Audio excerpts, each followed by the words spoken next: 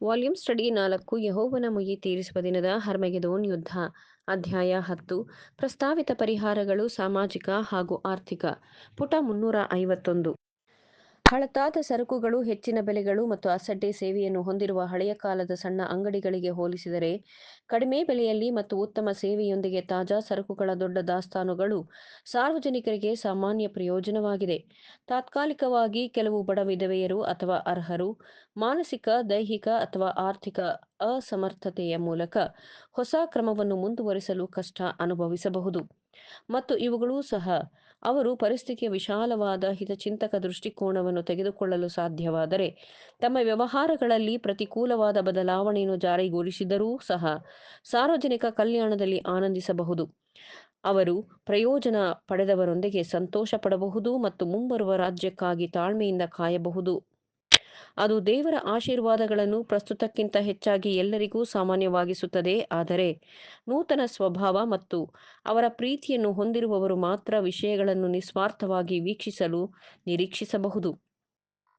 ಪ್ರಸ್ತುತ ವಾಣಿಜ್ಯ ಸ್ಪರ್ಧೆಯು ಮಿಶ್ರಿತವಾದುದಲ್ಲ.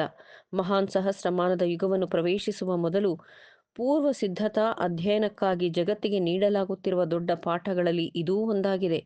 ಪ್ರಪಂಚದ ವ್ಯವಹಾರವು ಹೆಚ್ಚಾಗಿ ಸಂಪೂರ್ಣವಾಗಿ ಅಲ್ಲದಿದ್ದರೂ ಸಮಾಜವಾದಿ ತಳಹದಿಯ ಮೇಲೆ ಸಂಪತ್ತು ಅಥವಾ ಅನುಕೂಲಕ್ಕಾಗಿ ಅಲ್ಲ, ಆದರೆ ವ್ಯಕ್ತಿಯ ಸಾಮಾನ್ಯ ಕಲ್ಯಾಣಕ್ಕಾಗಿ. ಏತನ್ಮಧ್ಯೆ, ಆದಾಗ್ಯೂ, ಸ್ವಾರ್ಥ ಸ್ಪರ್ಧಾತ್ಮಕ ಒತ್ತಡವು ಉದಾತ್ತ ಅಥವಾ ಉದಾರ ಪ್ರಚೋದನೆಗಳನ್ನು ಹೊಂದಿರುವವರಿಗೆ ನಿರಂತರವಾಗಿ ಬೆಳೆಯುತ್ತದೆ. ಕ್ರಿಶ್ಚಿಯನ್ನರಿರಲಿ ಅಥವಾ ಇಲ್ಲದಿರಲಿ, ವಿಷಯದ ಬಗ್ಗೆ ನಿಮ್ಮ ಸ್ವಂತ ಮೆಚ್ಚುಗೆ ಮತ್ತು ಪ್ರಸ್ತುತ ಪರಿಸ್ಥಿತಿಗಳೊಂದಿಗೆ ನಿಮ್ಮ ಅತೃಪ್ತಿಯನ್ನು ನಾವು ಗಮನಿಸಲು ಸಂತೋಷಪಡುತ್ತೇವೆ. ನಮ್ಮ ಸಲಹೆಯಂತೆ ನೀವು ತೀಕ್ಷ್ಣವಾದ ಗಮನವನ್ನು ಇಟ್ಟುಕೊಳ್ಳುವುದು ಮತ್ತು ನಿಮ್ಮ ವ್ಯಾಪಾರದ ಕೆಲವು ಶಾಖೆಗಳು ಸ್ಪರ್ಧೆಯೊಂದಿಗೆ ಕಡಿಮೆ ಸುತ್ತುವರೆದಿರುವುದನ್ನು ನೋಡಿದರೆ ಮತ್ತು ಆದ್ದರಿಂದ ಹೆಚ್ಚು ಅನುಕೂಲಕರವಾಗಿದ್ದರೆ ಬದಲಾವಣೆಯನ್ನು ಮಾಡಿ.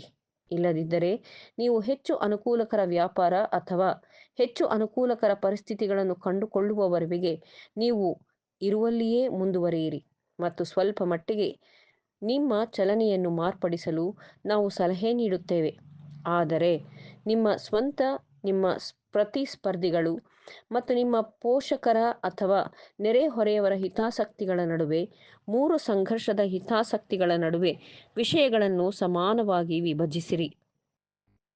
ನಿಮ್ಮ ವ್ಯಾಪಾರವು ವೆಚ್ಚಗಳನ್ನು ಪೂರೈಸುತ್ತಿದ್ದರೆ ಮತ್ತು ಸಮಂಜಸವಾದ ಲಾಭವನ್ನು ನೀಡುತ್ತಿದ್ದರೆ ಅದನ್ನು ಅಲ್ಲಿಯೇ ಇರಿಸಿಕೊಳ್ಳಲು ಪ್ರಯತ್ನಿಸಿ, ಆದರೆ ಶ್ರೀಮಂತ ಆಗುವ ಪ್ರಯತ್ನದಲ್ಲಿ ಅದನ್ನು ತಳ್ಳಬೇಡಿ, ಏಕೆಂದರೆ ಐಶ್ವರ್ಯವಂತರಾಗಲು ಬಯಸುವವರು ಪ್ರಲೋಭನೆ ಮತ್ತು ಬಲೆಗೆ ಬೀಳುತ್ತಾರೆ.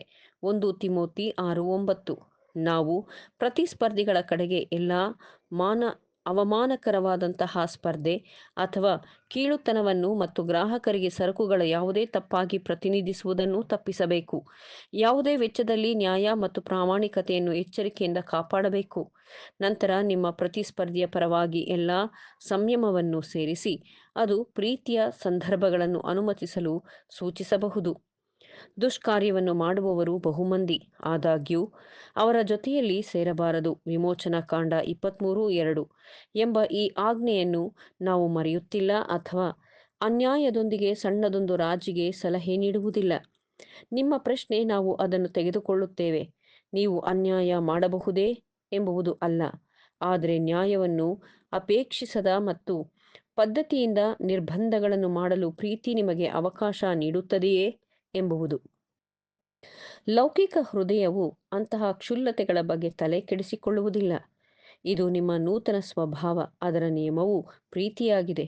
ಅದು ನಿಮ್ಮ ಪ್ರತಿಸ್ಪರ್ಧಿ ಏಳಿಗೆಯನ್ನು ನೋಡಲು ಬಯಸುತ್ತದೆ ಮತ್ತು ಅವಕಾಶವಿರುವಲ್ಲಿ ಎಲ್ಲಾ ಮನುಷ್ಯರಿಗೆ, ವಿಶೇಷವಾಗಿ ನಂಬಿಕೆಯ ಮನೆಯವರಿಗೆ ಒಳ್ಳೆಯದನ್ನು ಮಾಡಲು ಬಯಸುತ್ತದೆ.